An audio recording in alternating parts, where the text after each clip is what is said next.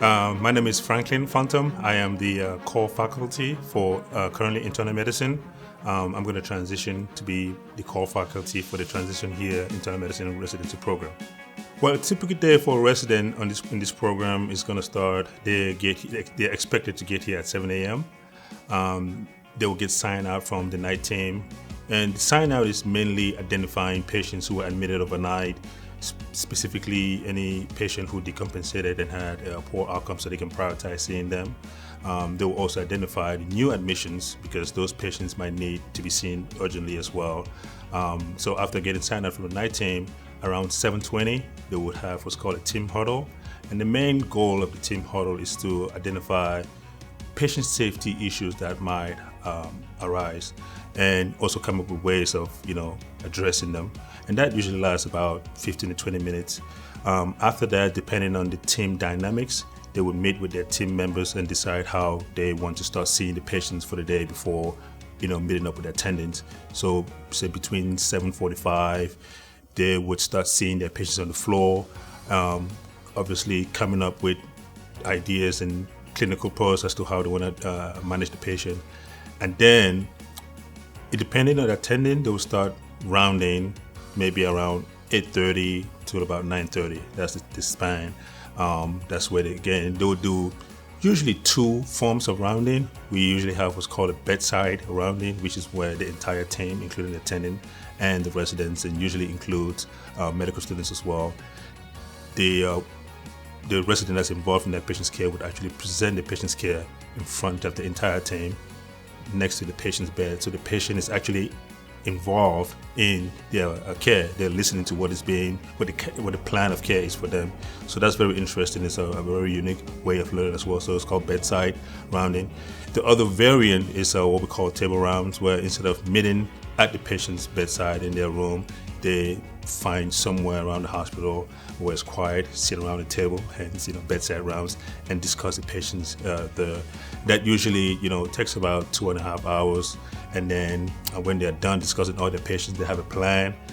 Then they would go to morning report, which starts around 11 a.m.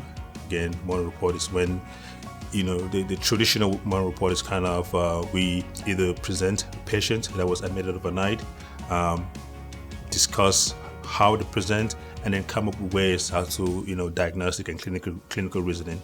And that usually lasts for 45 minutes, and then it rolls into noon, which is where noon conference starts. And typically with noon conference, we'll have one of our subspecialties come and give us a talk. It could be a nephrologist talking about acid-base disorder, and that lasts about 1 hour. The thing that's important about morning report and noon conference, those are protected times for the residents. Those are times that they are dedicated to learning only and somewhat away from direct patient care. We really want to dedicate this time for them to learn. So noon conference then goes all the way to 1 p.m. And after 1 p.m., usually what happens is most of the things that were discussed during rounds, the resident will start to act upon, follow through, whether it's calling consults, following up on patients who were sick in the morning, following up on radiologic testing that were done. And so that would go all the way. They would do all that patient care till about 4 p.m. And usually at 4 p.m., the attendant and the senior resident of the team will again call everyone together. They'll meet somewhere, and basically what we call run the list.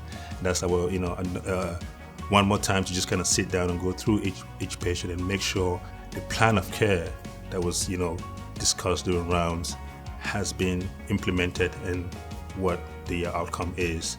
And then usually at 5 p.m., the residents will do what's called a sign out to the late team, which is basically just kind of letting the team that stays until 7 p.m. Just kind of get a general plan of what the patient on those lists are. And then usually at that point in time at 5 p.m., if you're a resident who's not what's called long call, you kind of get to go home. And then from 5 to 7, from home, they can still get text messages about their patient to which they are responsible for responding to, but they can do that from home. So that's a long-winded way of what a typical day for a resident would be like.